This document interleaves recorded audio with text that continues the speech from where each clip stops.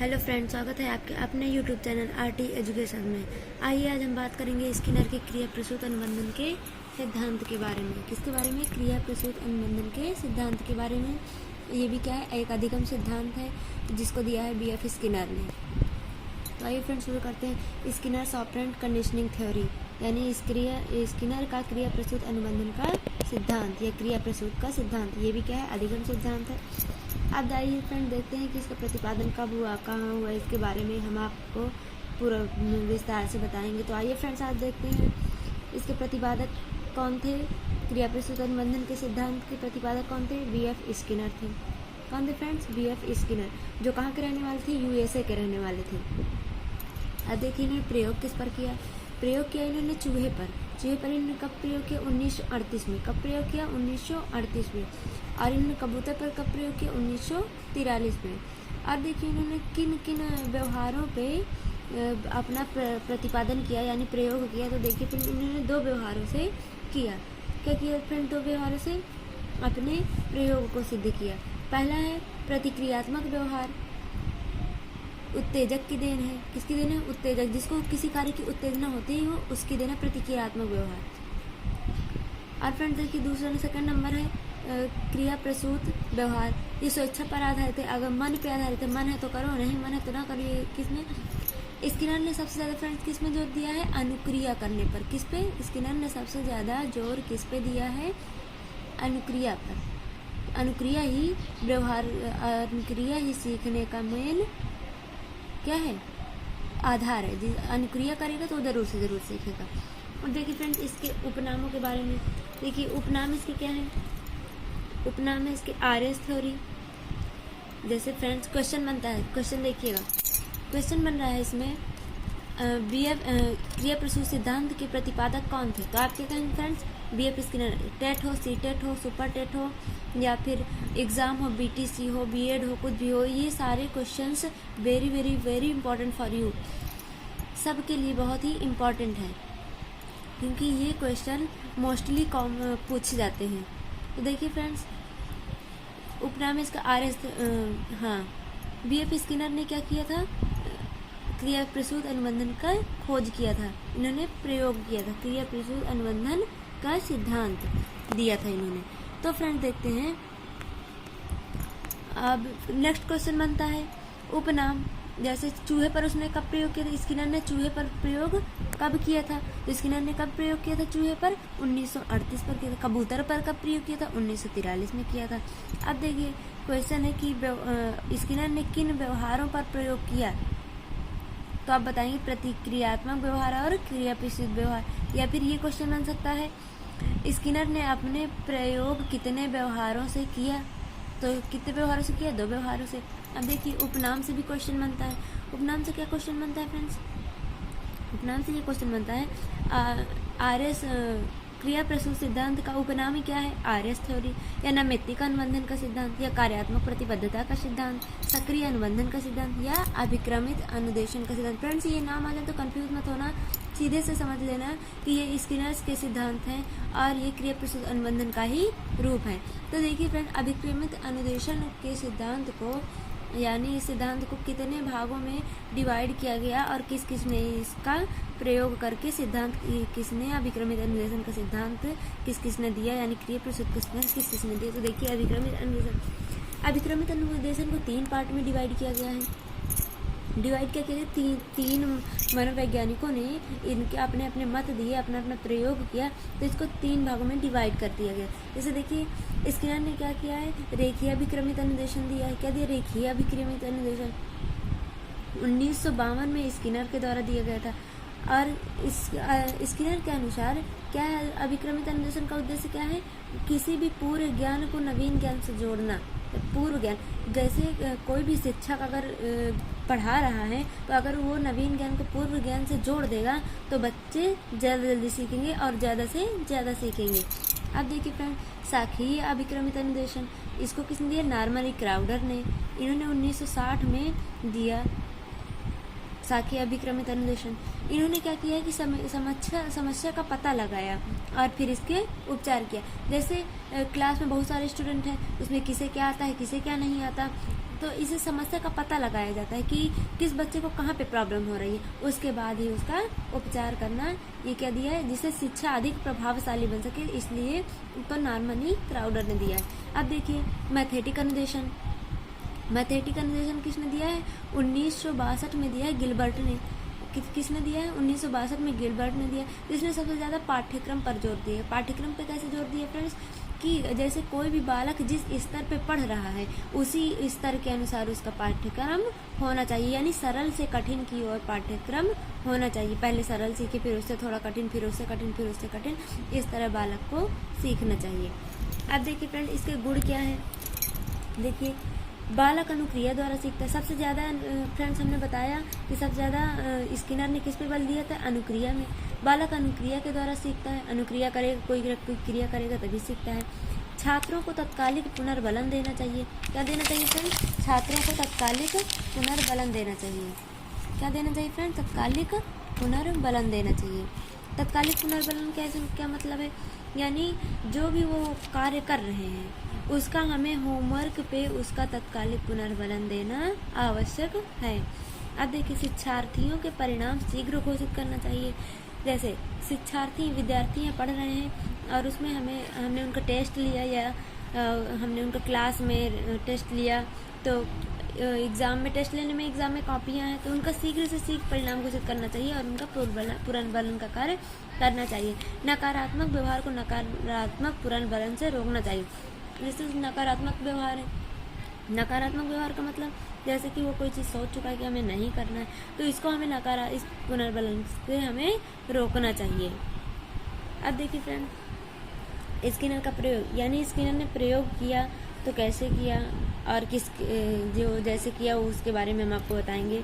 Experiments of Skinner, देखिए Skinner ने अधिगम के लिए क्रिया प्रसूत सिद्धांत की पुष्टि के लिए अनेक प्रयोग करते हुए सामान्य निष्कर्ष निकाला है कि अभिप्रेरणा से उत्पन्न क्रियाशीलता ही सीखने का प्रमुख कारण, यानी मोटिवेशन क्या है, अभिप्रेरणा है। जब आप सीखोगे, जब आप किसी न किसी से जब तक किसी न किसी से प्रेरणा नहीं मिलती है, कि कोई आपको बताने वाला, शिक्षक आपको गाइड करने वाला नहीं है, तो आप कैसे सीखेंगे, आप कैसे क्रिया करेंगे, कैसे अनुक्रिया करेंगे। तो फ्रेंड्स मोटिवेशन से उत्पन्न क्रियाशीलता ही ऑपरेंट ही सीखने का प्रमुख कारण है, यानी मोटिवेशन, क्रियाशीलता ही सीखने का प्रमुख कारण है। अब आगे फ्रेंड्स आइए देखते हैं, इन्होंने चूहे एवं कबूतरों पर क्या किया है, चूहे एवं कबूतरों पर प्रयोग किया। चूहों एवं कबूतरों पर प्रयोग करते हुए पाया कि प्राणियों में दो प्रकार के व्यवहार किए जाते हैं। ये हमने बताया ना, अनुक्रिया का व्यवहार जो उत्तेजक की देन होता है और क्रिया प्रसूत का व्यवहार जो ही उद्दीपक की देन होती है। क्रिया प्रसूत, अब देखिए अनुक्रिया प्रत्यक्ष रूप से संबंध से उत्तेजना से होता है। किससे होता है, उत्तेजना से, कि वो कितना उत्तेजित है कार्य करने के लिए, तथा क्रिया प्रसूत का संबंध किसी क्रिया प्रसूत के अनुक्रिया की दर को मापने से, अनुक्रिया की दर, वो क्रिया कर रहा है तो कितनी कर रहा है उसकी दर को मापने से है। स्किनर ने चूहों पर प्रयोग करते हुए एक लीवर बॉक्स तैयार करवाया। क्या तैयार किया, लीवर बॉक्स। जब भी चूहे का पैर लीवर पर पड़ता था तो खट की आवाज़ आती थी। किसकी आवाज़ आती थी, खट की आवाज़। जैसे कोई भी हम चीज़ दबाएंगे तो उसमें खट की आवाज़ आती थी, क्योंकि वो लकड़ी का लीवर बॉक्स था, तो खट की आवाज़ आती थी। इस आवाज़ को सुनते ही चूहा आगे बढ़ता था और प्याले में रखा हुआ भोजन प्राप्त करता था। यानी डेली वही क्रिया कि उसकी अनुक्रिया किस तरह वो सरल होता है और किस तरह वो सीखता है। बिना अनुक्रिया के तो सीख नहीं सकता। तो प्याले में रखा हुआ भोजन उसको क्या हो जाता था, प्राप्त हो जाता था, और चूहे के लिए प्रबलन का कार्य करता था, यानी उसके लिए अनुक्रिया प्रबलन का कार्य करता था। तथा भूखा होने पर चूहा प्रणोदित होता था, यानी उत्तेजित होता था और लीवर को दबाता था। इससे यानी यह निष्कर्ष निकाला गया है कि देखिए चूहे को लीवर को दबाने की प्रक्रिया सरल हो गई। चूहे को लीवर को दबाने की प्रक्रिया क्या हो गई, सरल लगने लगी, क्योंकि और भूखे होने पर उसको लीवर को दबाने से तुरंत भोजन प्राप्त हो जाता था। तो बार बार लीवर दबाने से निरीक्षण सरल हो गया, यानी उसको अभ्यास हो गया। और फिर फ्रेंड्स लीवर दबाने से कोई अन्य क्रिया नहीं थी, लीवर दबाने से कोई और कार्य नहीं हो रहा था, सिर्फ यही होता था कि लीवर दबाने से उसको भोजन मिलता था और लीवर दबाने की क्रिया का उसको ज्ञान हो गया था। तो फ्रेंड्स इसलिए हम कहते हैं कि अनुक्रिया, इसीलिए स्किनर ने सबसे ज़्यादा किस पे, सबसे ज़्यादा किस पे जोर दिया है? अनुक्रिया करने पे। तो देखिए, उपयुक्त प्रयोग व निष्कर्ष के उपरांत स्किनर को यह तथ्य प्राप्त हुआ कि यदि किसी क्रिया के बाद कोई बल प्रदान करने वाला उद्दीपक मिलता है तो उस क्रिया की शक्ति में वृद्धि हो जाती है। यदि कोई उद्दीपन मिलता है तो उस क्रिया को करने में या क्रिया की शक्ति में वृद्धि हो जाती है। अब देखिए, शैक्षिक क्रिया प्रसूत सिद्धांत के शैक्षिक महत्व एवं उत्तम, यानी शैक्षिक इसका क्या महत्व है और इसकी उपयोगिता क्या है। उपयोगिता की हम इसका क्या क्या प्रयोग कर सकते हैं, हमारे जीवन में क्या महत्व है इसका। इसमें क्या होता है फ्रेंड्स? शब्द भंडार में वृद्धि होती है। क्या होती है? शब्द भंडार में वृद्धि होती है। और अर्जित व्यवहार का स्वरूप प्रदान करना, यानी हमने क्या सीखा इसका हमें ज्ञान होता है। क्या होता है इसका? हम उसको स्वरूप को किसी के सामने भी प्रस्तुत कर सकते हैं कि हमने क्या सीखा। अब फ्रेंड्स देखिए, अभिक्रमायोजित यानी हमें क्रम से अधिगम करने की सीख मिल जाती है। और फिर निदानात्मक या उपचारात्मक शिक्षा में, यानी निदानात्मक किसी भी क्वेश्चन को सॉल्व करने में, किसी भी समस्या को सॉल्व करने में उसका उपचारात्मक शिक्षण में इस सिद्धांत का प्रयोग कर सकते हैं। यही इसकी उपयोगिता है। अब परिणाम की जानकारी, जैसे हम कोई कार्य करते हैं तो उसमें रिजल्टेंट होना चाहिए, तो उसकी जानकारी हमें क्रिया प्रसूत सिद्धांत से मिल जाती है। और संतोष, जैसे देखिए, चूहा भूखा रहता था, लीवर को दबाता था, खाना मिलता था और वो संतोष का अनुभव करता था, इसलिए इसमें संतोष का अनुभव होता है, संतोष की भावना का विकास होता है। और पुनर्बलन है जो क्रिया करता है और उससे रिजल्टेंट निकलता है, यानी अनुक्रिया की दर, हमारी अनुक्रिया की दर में वृद्धि होती है। जितना करेंगे उतना ही अधिक सीखेंगे, इसलिए अनुक्रिया की दर में वृद्धि होती है। और इसके किसमें इसकी शिक्षा में क्रिया प्रसूत के छोटे छोटे पदों में शिक्षा को डिवाइड करके फिर इसमें शिक्षा दी जाती है, तो ये ज़्यादा प्रभावशाली है। तो देखिए फ्रेंड, इसमें कितने सारे क्वेश्चन बनते हैं। हमने आपको पहले भी बताया है कि इसमें बहुत सारे क्वेश्चन बनते हैं। जैसे कहाँ का रहने वाला था? यूएसए का रहने वाला था। चूहे पर उसने 1938 में प्रयोग किया है। कबूतर पर 1942 में प्रयोग किया है। ये सारे क्वेश्चन फ्रेंड्स आप रिमाइंड कर लीजिएगा, और जैसे एग्ज़ाम में आते हैं तो ऐसे ऑब्जेक्टिव टाइप क्वेश्चन आते हैं, ना कि विस्तारित रूप। वो तो रिटन के लिए यानी सुपर टेट के लिए ये ज़्यादा महत्वपूर्ण है। और फ्रेंड्स, टेट के लिए ऑब्जेक्टिव टाइप क्वेश्चन इसमें से बना के जैसे हम बताते हैं तो आप रिमाइंड करिएगा। यदि आपको वीडियो अच्छा लगा हो तो इसको लाइक और शेयर ज़रूर करें, साथ ही बेल आइकन को भी दबाएँ। हेलो फ्रेंड्स, स्वागत है आपके अपने यूट्यूब चैनल आरटी एजुकेशन में। आइए आज हम बात करेंगे स्किनर के क्रिया प्रसूत अनुबंधन के सिद्धांत के बारे में। किसके बारे में? क्रिया प्रसूत अनुबंधन के सिद्धांत के बारे में। ये भी क्या है? एक अधिगम सिद्धांत है जिसको दिया है बीएफ स्किनर ने। तो आइए फ्रेंड्स शुरू करते हैं। स्किनर्स ऑपरेंट कंडीशनिंग थ्योरी, यानी स्किनर का क्रिया प्रसूत अनुबंधन का सिद्धांत या क्रिया प्रसूत का सिद्धांत, ये भी क्या है? अधिगम सिद्धांत है। अब आइए फ्रेंड देखते हैं कि इसका प्रतिपादन कब हुआ, कहाँ हुआ, इसके बारे में हम आपको पूरा विस्तार से बताएंगे। तो आइए फ्रेंड्स आज देखते हैं इसके प्रतिपादक कौन थे। क्रिया प्रसूत अनुबंधन के सिद्धांत के प्रतिपादक कौन थे? बीएफ स्किनर थे। कौन थे फ्रेंड्स? बीएफ स्किनर, जो कहाँ के रहने वाले थे? यूएसए के रहने वाले थे। अब देखिए इन्होंने प्रयोग किस पर किया? प्रयोग किया इन्होंने चूहे पर इन्होंने कब प्रयोग किया? 1938 में। कब प्रयोग किया? 1938 में। और इन्होंने कबूतर पर कब प्रयोग किया? 1943 में। और देखिए इन्होंने किन किन व्यवहारों पे अपना प्रतिपादन किया यानी प्रयोग किया। तो देखिए फिर इन्होंने 2 व्यवहारों से किया। क्या किया फ्रेंड? 2 व्यवहारों से अपने प्रयोग को सिद्ध किया। पहला है प्रतिक्रियात्मक व्यवहार, उत्तेजक की देन है। किसकी देन है? उत्तेजक, जिसको किसी कार्य की उत्तेजना होती है वो उसकी देन है प्रतिक्रियात्मक व्यवहार।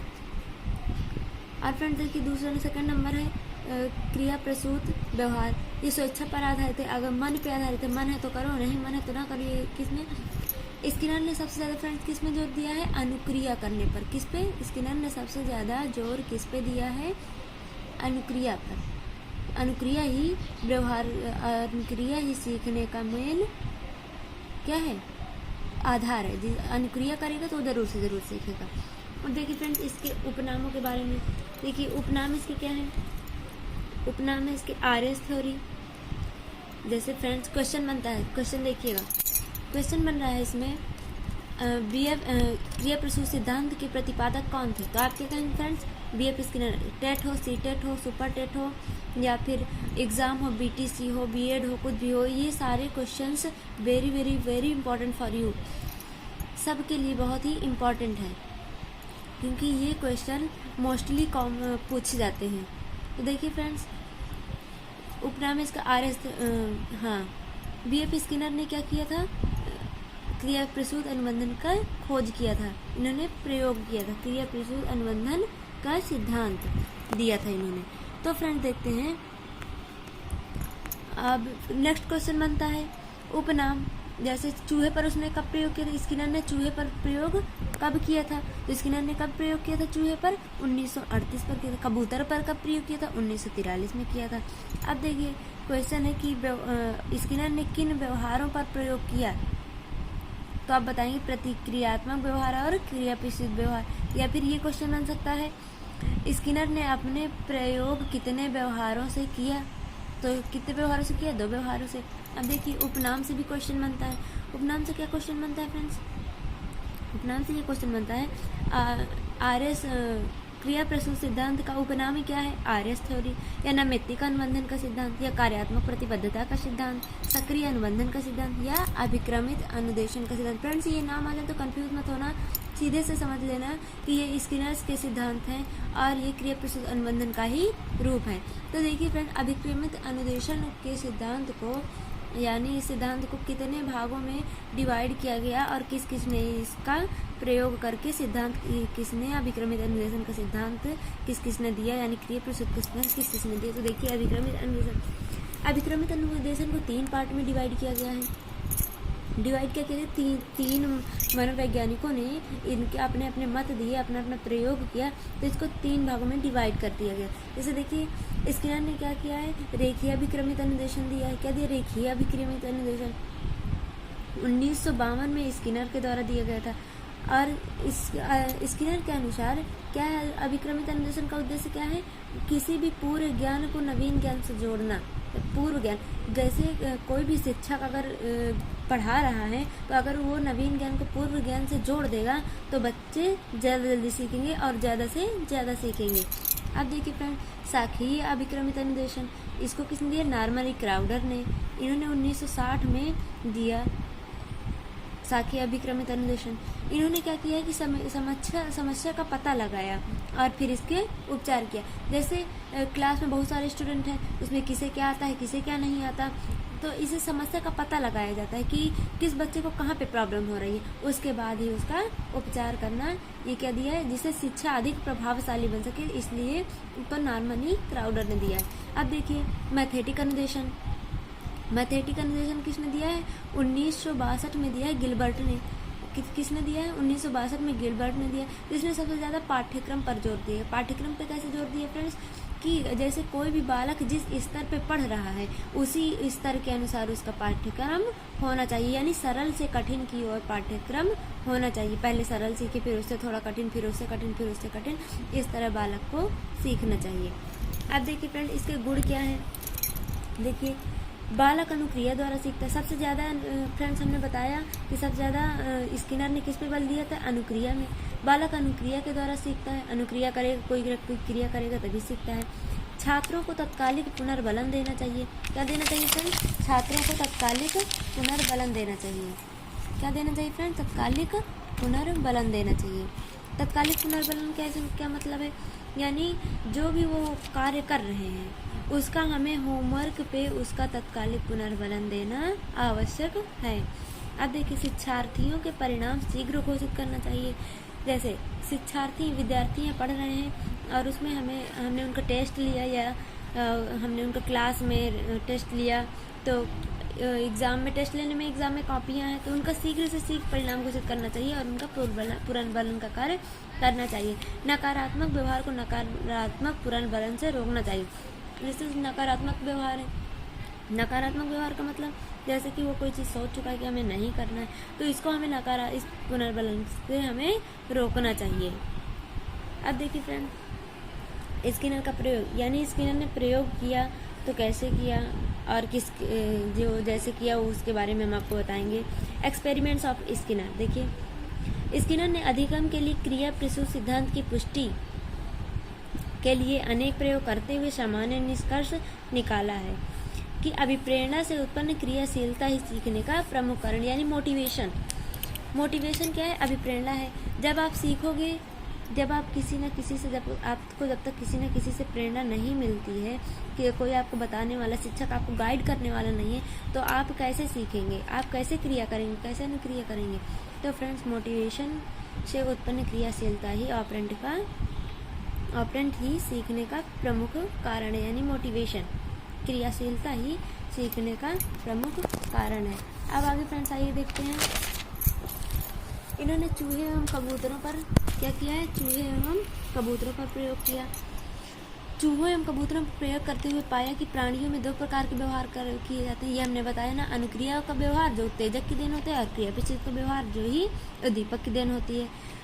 क्रिया प्रसूत, अब देखिए, अनुक्रिया प्रत्यक्ष रूप से संबंध से उत्तेजना से होता है। किससे होता है? उत्तेजना से, कि वो कितना उत्तेजित है कार्य करने के लिए। तथा क्रिया प्रसूत का संबंध किसी क्रिया प्रसूत के अनुक्रिया की दर को मापने से, अनुक्रिया की दर, वो क्रिया कर रहा है तो कितनी कर रहा है उसकी दर को मापने से है।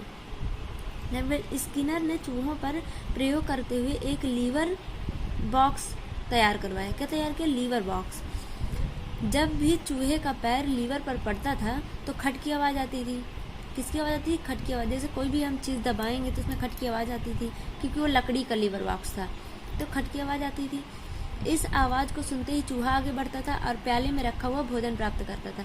यानी डेली वही क्रिया कि उसकी अनुक्रिया किस तरह वो सरल होता है और किस तरह वो सीखता है। बिना अनुक्रिया के तो सीख नहीं सकता। तो प्याले में रखा हुआ भोजन उसको क्या हो जाता था? प्राप्त हो जाता था। और चूहे के लिए प्रबलन का कार्य करता था, यानी उसके लिए अनुक्रिया प्रबलन का कार्य करता था। तथा भूखा होने पर चूहा प्रणोदित होता था, यानी उत्तेजित होता था और लीवर को दबाता था। इससे यानी यह निष्कर्ष निकाला गया है कि देखिए, चूहे को लीवर को दबाने की प्रक्रिया सरल हो गई। चूहे को लीवर को दबाने की प्रक्रिया क्या हो गई? सरल लगने लगी, क्योंकि और भूखे होने पर उसको लीवर को दबाने से तुरंत भोजन प्राप्त हो जाता था। तो बार बार लीवर दबाने से निरीक्षण सरल हो गया, यानी उसको अभ्यास हो गया। और फिर फ्रेंड्स, लीवर दबाने से कोई अन्य क्रिया नहीं थी। लीवर दबाने से कोई और कार्य नहीं हो रहा था, सिर्फ यही होता था कि लीवर दबाने से उसको भोजन मिलता था और लीवर दबाने की क्रिया का उसको ज्ञान हो गया था। तो फ्रेंड्स, इसलिए हम कहते हैं कि अनुक्रिया, इसीलिए स्किनर ने सबसे ज़्यादा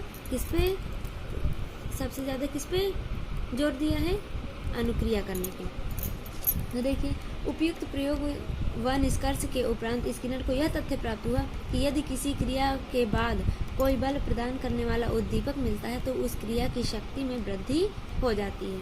यदि कोई उद्दीपन मिलता है तो उस क्रिया को करने में या क्रिया की शक्ति में वृद्धि हो जाती है। अब देखिए, क्रिया प्रसूत सिद्धांत के शैक्षिक महत्व एवं उत्तम, यानी शैक्षिक इसका क्या महत्व है और इसकी उपयोगिता क्या है? उपयोगिता कि हम इसका क्या क्या प्रयोग कर सकते हैं, हमारे जीवन में क्या महत्व है इसका। इसमें क्या होता है फ्रेंड्स? शब्द भंडार में वृद्धि होती है। क्या होती है? शब्द भंडार में वृद्धि होती है। और अर्जित व्यवहार का स्वरूप प्रदान करना, यानी हमने क्या सीखा, इसका हमें ज्ञान होता है। क्या होता है इसका? हम उसको स्वरूप को किसी के सामने भी प्रस्तुत कर सकते हैं कि हमने क्या सीखा। अब फ्रेंड्स देखिए, अभिक्रमायोजित अधिगम, यानी हमें क्रम से अधिगम करने की सीख मिल जाती है। और फिर निदानात्मक या उपचारात्मक शिक्षा में, यानी निदानात्मक किसी भी क्वेश्चन को सॉल्व करने में, किसी भी समस्या को सॉल्व करने में उसका उपचारात्मक शिक्षण में इस सिद्धांत का प्रयोग कर सकते हैं। यही इसकी उपयोगिता है। अब परिणाम की जानकारी, जैसे हम कोई कार्य करते हैं तो उसमें रिजल्टेंट होना चाहिए, तो उसकी जानकारी हमें क्रिया प्रसूत सिद्धांत से मिल जाती है। और संतोष, जैसे देखिए, चूहा भूखा रहता था, लीवर को दबाता था, खाना मिलता था और वो संतोष का अनुभव करता था, इसलिए इसमें संतोष का अनुभव होता है, संतोष की भावना का विकास होता है। और पुनर्बलन है जो क्रिया करता है और उससे रिजल्टेंट निकलता है, यानी अनुक्रिया की दर, हमारी अनुक्रिया की दर में वृद्धि होती है। जितना करेंगे उतना अधिक सीखेंगे, इसलिए अनुक्रिया की दर में वृद्धि होती है। और इसके किसमें इसकी शिक्षा में क्रिया प्रसूति के छोटे छोटे पदों में शिक्षा को डिवाइड करके फिर इसमें शिक्षा दी जाती है, तो ये ज़्यादा प्रभावशाली है। तो देखिए फ्रेंड, इसमें कितने सारे क्वेश्चन बनते हैं। हमने आपको पहले भी बताया है कि इसमें बहुत सारे क्वेश्चन बनते हैं। जैसे कहाँ का रहने वाला था, यूएसए का रहने वाला था, चूहे पर उसने 1938 में प्रयोग किया है, कबूतर पर 1942 में प्रयोग किया है। ये सारे क्वेश्चन फ्रेंड्स आप रिमाइंड कर लीजिएगा। और जैसे एग्ज़ाम में आते हैं तो ऐसे ऑब्जेक्टिव टाइप क्वेश्चन आते हैं, ना कि विस्तारित रूप। वो तो रिटन के लिए यानी सुपर टेट के लिए ये ज़्यादा महत्वपूर्ण है। और फ्रेंड्स, टेट के लिए ऑब्जेक्टिव टाइप क्वेश्चन इसमें से बना के जैसे हम बताते हैं तो आप रिमाइंड करिएगा। यदि आपको वीडियो अच्छा लगा हो तो इसको लाइक और शेयर ज़रूर करें, साथ ही बेल आइकन को भी दबाएं